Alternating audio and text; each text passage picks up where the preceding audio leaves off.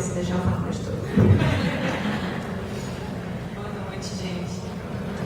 Eu gostaria primeiro de parabenizar a professora Regina e a Ateneu, porque assim, a gente pensando nos pontos fortes e nos pontos fracos, né? Eu acredito que a Ateneu está justamente preenchendo um ponto muito fraco do nosso setor, que era a falta de uma pós-graduação focada na gestão do design mesmo, porque a gente tem mania de pensar que o design é o ato de criar só o lado estético do produto, e na verdade não é. O design ele é uma política, né, que a gente pode aplicar na gestão da empresa como um todo, tanto vai ser capaz de a gente sonhar, quanto de a gente solucionar problemas. Né? Então, assim, dentro do universo Moda para mim, que é o nosso grupo, que tem tanto o produto quanto o serviço de consultoria de imagem, quanto a parte dos cursos, a gente foca muito no ser humano mesmo, porque a gente também tem que pensar que a gente, antes de tudo, a gente cria e projeta e tem que atender às necessidades e desejos do ser humano. Né?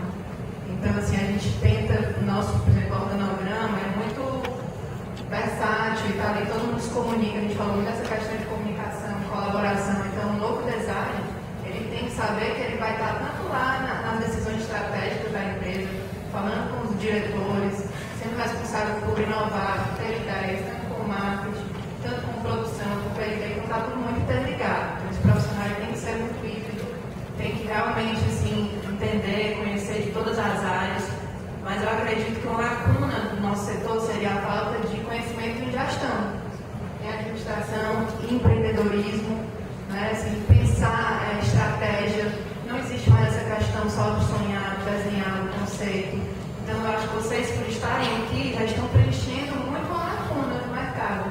É justamente esse design que acha que já sabe de tudo, que acha que pode estar sentado no computador e estar no mundo. Claro que é global, a gente pode ter acesso ao São Paulo Fashion Week, a Londres, a Paris, onde a gente está, mas a gente tem que estar em contato com o outro. A gente tem que criar relações. Então, eu acho que esse design não pode achar que ele está preso dentro de um cápsula fechado. Ele tem que buscar o conhecimento. O conhecimento é tudo, assim, eu acho. Achar que tem que sempre aprender, ter muita curiosidade. Então, esse novo profissional, para mim, ele não pode perder essa curiosidade, essa humildade de conversar desde a pessoa do chão da fábrica, que você é lá o operário, até conversar de frente com o gestor. Porque eu acho que hoje em dia é uma bola. Está todo mundo ali interligado, são conhecimentos que estão sendo compartilhados ativamente.